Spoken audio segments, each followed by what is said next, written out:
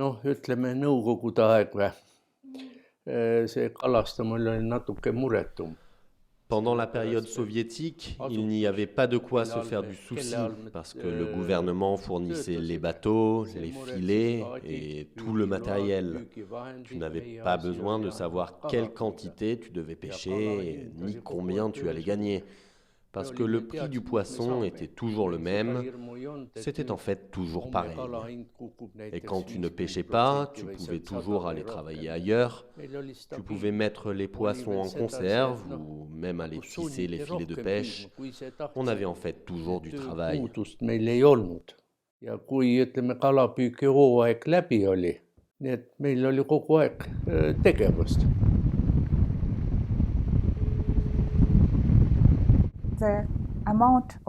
Sous l'ère soviétique, le nombre de pêcheurs était vraiment important. Ils capturaient des poissons et les donnaient à ces grosses entreprises qui les mettaient en conserve. Aujourd'hui, ce genre de grosses sociétés n'existe plus. Les habitudes des gens ont bien changé depuis 20 ans.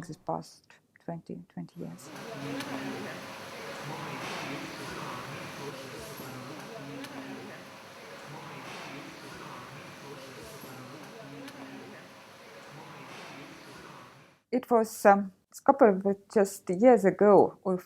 est apparu il y a quelques années une nouvelle génération de pêcheurs.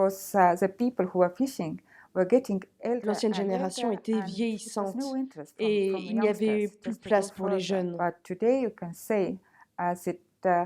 Mais aujourd'hui, le système a changé et les aide financièrement. Les gens ont compris qu'ils pouvaient gagner de l'argent grâce à la pêche, notamment en étant auto-entrepreneurs. La principale différence, c'est qu'aujourd'hui, il n'y a que des sociétés privées, alors qu'avant, c'était une organisation gouvernementale. On n'appelle pas ça un travail, mais plutôt un style de vie. Ce n'est plus l'époque soviétique, c'est comme ça que ça aurait toujours dû être. Chacun est son propre patron. Si tu travailles dur, tu gagnes de l'argent, si tu ne travailles pas, tu ne gagnes rien.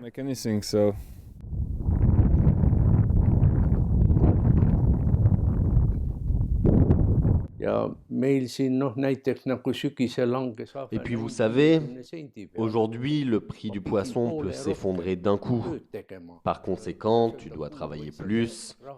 Il faut donc sans cesse s'adapter. Ce que fait notre gouvernement, c'est plutôt de la protection de l'environnement. Il surveille aussi les pêcheurs et contrôle quelle quantité tu pêches. Il faut penser à l'avenir.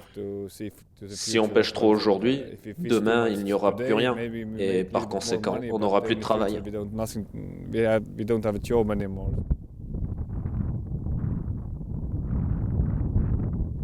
Euroliidus on ka väga rumalaid seadusi tehakse, näiteks räime. Le truc avec l'Union européenne, c'est qu'il y a de bons et de mauvais côtés. Le bon côté, c'est qu'ils allouent aux pêcheurs une somme d'argent qui leur permet de s'équiper. Et le mauvais côté, c'est qu'avec certaines races de poissons, quand la prise fait plus de 17 cm, tu es obligé de le donner pour en faire de la nourriture destinée aux animaux. Car soi-disant, ce ne serait pas comestible par l'homme. Il existe des accords entre les pays, par exemple entre l'Estonie et la Russie concernant le lac Peipsi. Des négociations annuelles indiquent les quotas, la quantité que chaque pays a le droit de pêcher. Même si ça n'a pas démarré au lendemain de notre indépendance, cela a tout de même été rapide. Les gens ont très vite réalisé que c'était important et aujourd'hui tout fonctionne très bien. Nos ressources personnelles ont été préservées.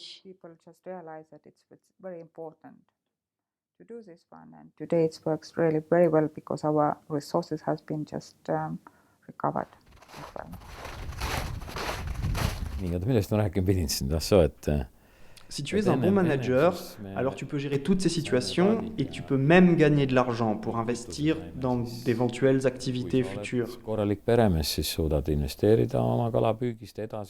Quand les conditions météorologiques sont mauvaises et qu'il n'y a pas de poissons dans les filets, alors c'est vraiment dramatique si tu n'as pas mis d'argent de côté à la banque ou à la maison. Tu dois donc investir. Si tu n'investis pas dans le futur, tu ne peux plus continuer à pêcher. Pendant la période soviétique, c'était beaucoup plus stable, mais tout de même, aujourd'hui, certaines personnes travaillent à leur compte et sont de très bons managers. Dans ce cas, tu peux avoir beaucoup d'argent, mais pour les autres, c'est beaucoup plus dur. Aga jah, tänapäeval on nii, et ise pead kõik tegema ja muretsema ja